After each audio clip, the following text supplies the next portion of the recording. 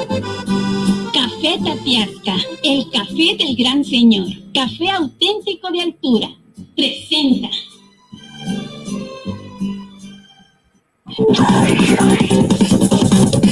La lectura de la semana.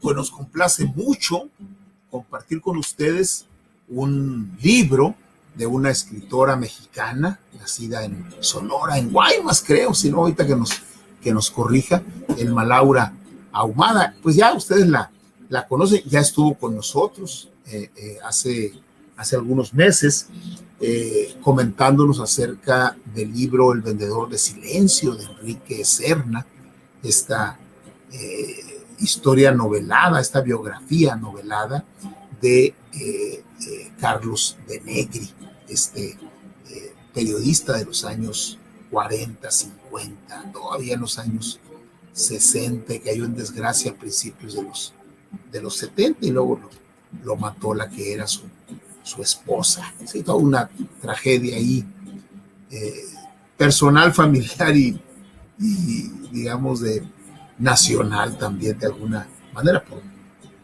el tipo de periodismo que hacía. Y a propósito de ese libro, la maestra, porque es maestra universitaria, periodista, Elma Laura Ahumada, estuvo con nosotros platicando. Ya ustedes la conocen, además que mes tras mes comentamos la revista 30 Días, de la que ella es la directora general. Pues ella escribió un libro, no es propiamente pues es una novela, aunque no es de ficción.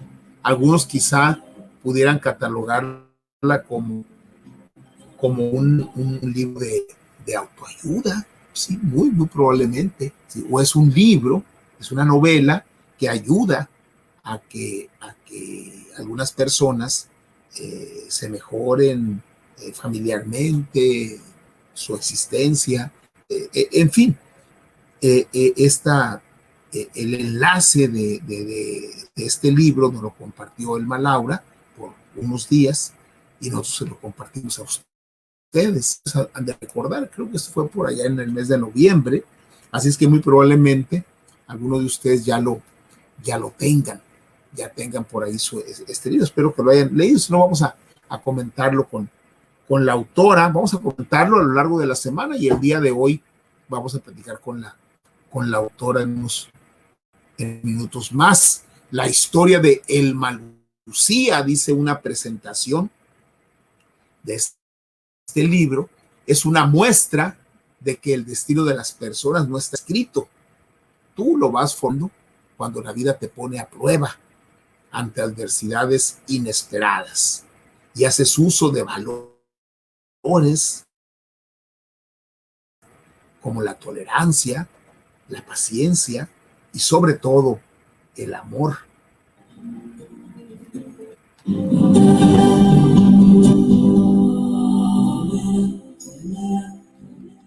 Describe hechos de alegría, de dolor, de tristeza, pero también de constancia, esfuerzo y esperanza que pueden inspirar a otras familias para enfrentar difíciles momentos que parecen imposibles resolver.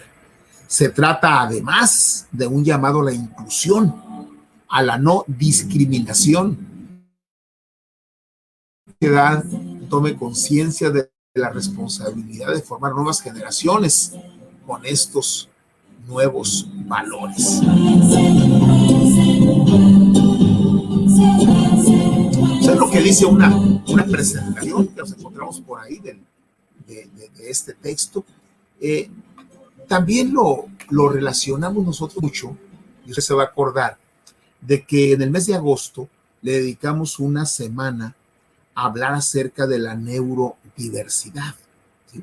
Y todo este tema de los niños, las niñas, que algunos llaman discapacitados, o otros llaman con alguna discapacidad, y que yo prefiero decirles que son niños, son niñas, son seres humanos con capacidades y formas diferentes a las del común aparentemente, ¿no? A lo normal, entre comillas. Y en Ana hablamos del síndrome de Down, hablamos del síndrome de Asperger, eh, eh, eh, hablamos del autismo, ¿sí? Tratando de darle pues un enfoque distinto al que se da en la ciencia oficial, en la ciencia predominante, incluso o sea, en una perspectiva de un planteamiento alternativo. Incluso en una de las partes del libro, la autora nos dice que con Lucía, que es niña, niña joven, protagonista esencial, es central, acudieron a la medicina alternativa, ¿sí? Porque realmente con la medicina, digamos, tradicional o con las formas tradicionales, yo diría con la psicología tradicional o con la ciencia en general no tradicional, oficial, ¿sí? Pues no iban a lograr gran cosa porque hay un esquema predominante que ubica a estas personas como que algo tienen mal, ¿sí? Son diferentes a, vamos a decir, al común de la gente, y más que nada, estaríamos diciendo de manera más adecuada a mi juicio, a la forma como está estructurada esta realidad, a la forma como está estructurada nuestras escuelas, nuestras familias, incluso nuestra cultura. ¿Sí? Son formas diferentes. Entonces, yo les comentaba que el término neurodivergente es de una novela, creo que por allá de los años 50, 60, en donde a todas estas personas diferentes, ¿sí? Con una neurología, un cerebro distinto o zonas cerebrales que le predominan de manera distinta a como le predominan al resto de las personas, pues los metieron a un manicomio y se acabó el problema, entre comillas, ¿sí?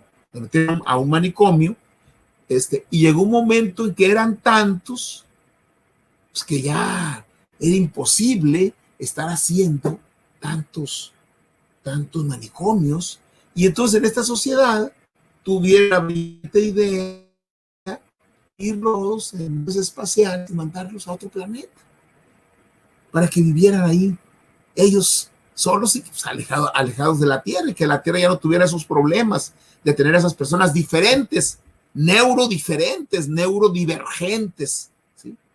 Y allá en el otro planeta, estos diferentes, estos discapacitados, estos raros, ¿sí?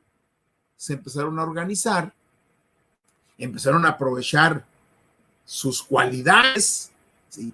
Muy distintas y predominantemente distintas a los de los terrícolas, ¿sí?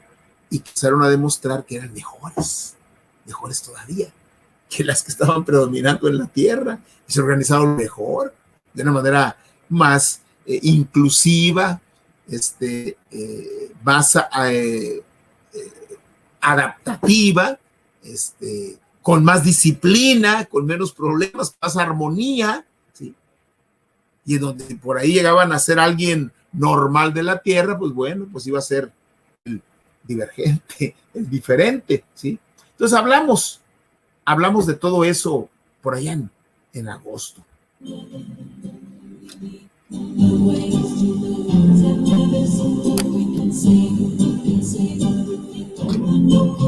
E incluso entrevistamos a un joven, hijo de Laura, de Raquel, Lara, para los que la queremos, Laura Raquel, Lara Pennock, que iba a entrar en psicología en aquel tiempo. A ver si lo localizamos, a ver qué pasó, porque me contó su mamá que a este joven le llamaba mucho la atención las personas con síndrome de Down, ¿sí?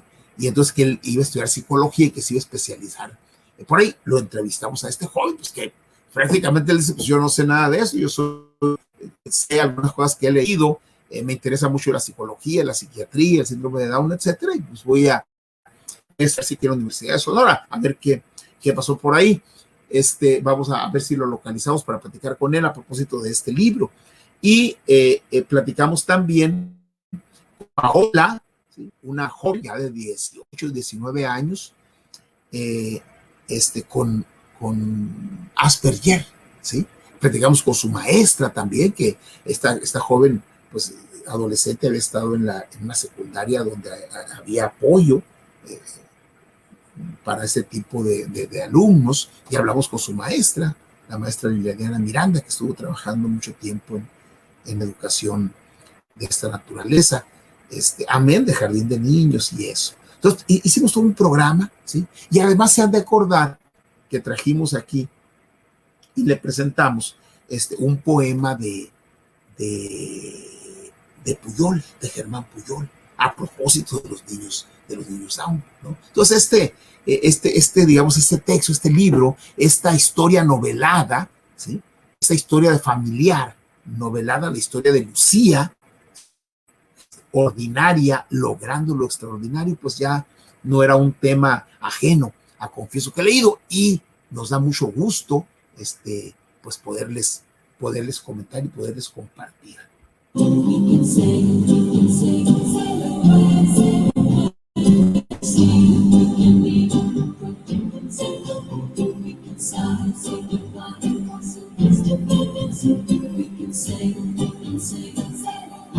En el prólogo nos dicen que Lucía, ¿sí? Era una niña especial, diferente, quien al paso del tiempo fue mostrando una superioridad intelectual y una capacidad impresionante. Sin embargo, Lucía no respetaba las normas sociales. ¿Cuáles normas sociales? Pues las normas sociales, vamos a decir, predominantes, es que predominaban, o sea, cómo está estructurada esta sociedad, cómo está estructurada esta cultura, ¿sí? Fue difícil diagnosticarla con el síndrome de Asperger, ¿sí? Diagnóstico que con el tiempo se descubrió que no había sido el correcto, ¿sí? Y es muy interesante esta travesía que hace la familia de Lucía, pues por allá a finales de los 90, principios de los 2000. Ahorita, según el libro, Lucía, digamos que el año pasado, cuando se publicó, tenía 25 años, ahorita debe tener 25, o quizá 26. Y nos habla de que en esa familia, cuando nace esta niña y se dan cuenta de que es distinta a lo común, la pregunta que se hacen es el por qué. Los papás, Jorge y Elma Laura, que son los nombres verdaderos de los padres, y Lucía es Laura Lucía, ¿sí? Que es su nombre verdadero. Se preguntaban el por qué nosotros, por qué, etcétera, etcétera. Y llegó un momento en que dejaron de preguntarse ¿por qué? ¿Por qué? ¿Por qué a nosotros nos nace un niño, una niña en este caso, con otras características? Dejaron de preguntarse el por qué. Y Jorge, Elma Laura, se empezaron a preguntar el para qué. El para qué de la historia de Lucía. Y cuando cambian la pregunta, empiezan a ver la realidad con una perspectiva distinta.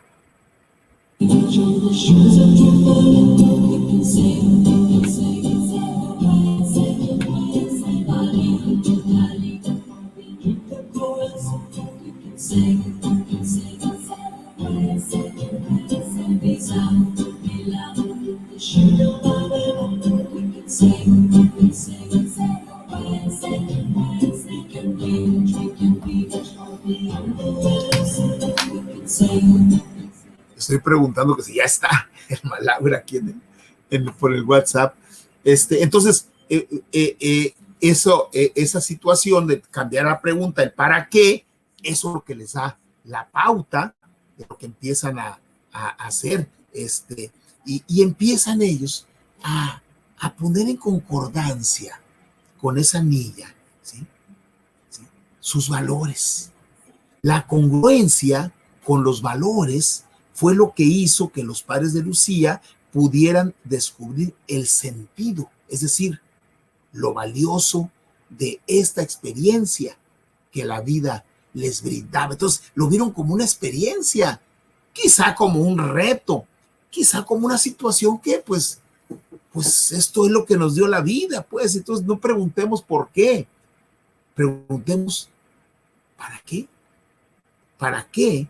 ¿Y cómo vamos a vivir? ¿Cómo vamos a educar? ¿Cómo vamos a tratar a esta niña, a este ser humano, que es diferente? Esta historia, ¿sí?, que se comparte en la historia de Lucía, ¿sí?, le permitió a la familia descubrirse como personas y crecer de manera individual, tanto en lo personal como en lo familiar, en lo profesional y en lo humano. Fíjese, de acuerdo a lo que dice el libro, cada una de ellas, el papá, la mamá, creo que tiene una hermana, y luego la familia extendida, primos, tíos, tías, abuelos, abuelas, etcétera, ¿sí? Cambiar todo su entorno a través de ese, pues como dice el poema de Puyol, de Germán Puyol, Trisomía 21, creo que se llama, este regalo de Dios, ¿sí? Cada uno de ellos cambió, lo hizo a su manera y de la mejor forma posible, lo que hoy en día los hace no solamente mejores personas, sino más humanos, conscientes del otro, de las diferencias y de la importancia del respeto y del amor por las personas.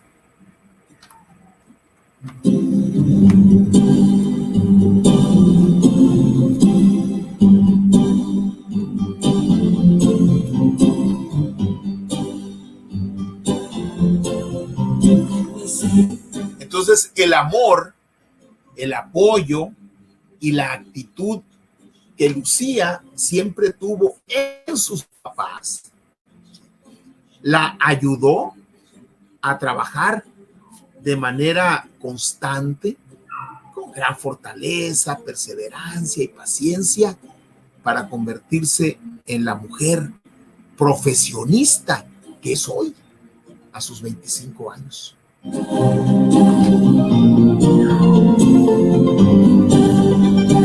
Entonces valdría la pena preguntarnos si este para qué y este cambio que hubo en la familia de Lucía, finalmente son millones en el mundo, millones. Esta muchachita Greta, de allá creo que es de Suecia, de Suiza, una activista social, ¿sí?, es con estas características, ¿sí?, quizá un poco distintos a otro tipo de síndrome, pero más o menos por ahí, y hay millones, hay millones. La pregunta que se me viene a la mente es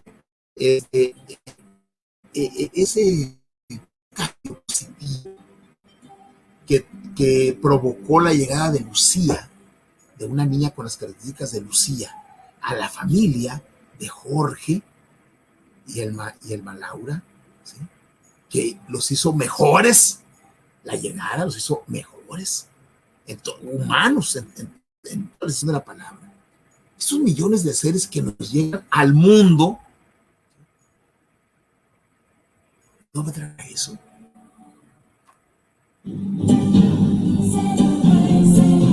¿No vendrán a eso al mundo? Lucía, esta niña, llega a eso. Ese es el para qué a la familia de Jorge y Elma Laura. Pero los millones que hay, los miles que hay en México,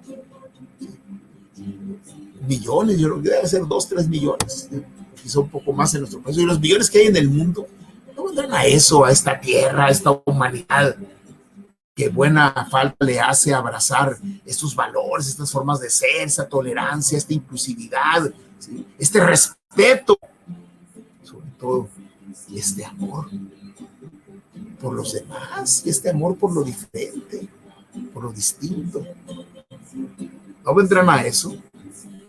¿O cambió Lucía a esta familia, que estos millones de seres similares que hay en el mundo ayuden a esta humanidad a ser mejores, a que seamos mejores?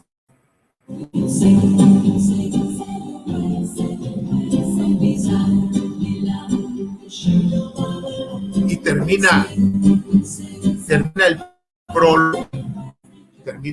prólogo escrito por Ivonne Vizcaíno Larrazolo con este párrafo.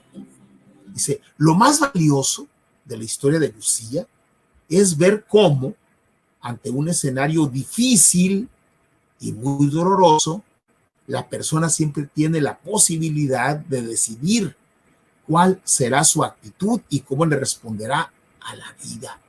La familia decidió transformar ese sufrimiento en un triunfo personal y familiar, descubriendo el sentido.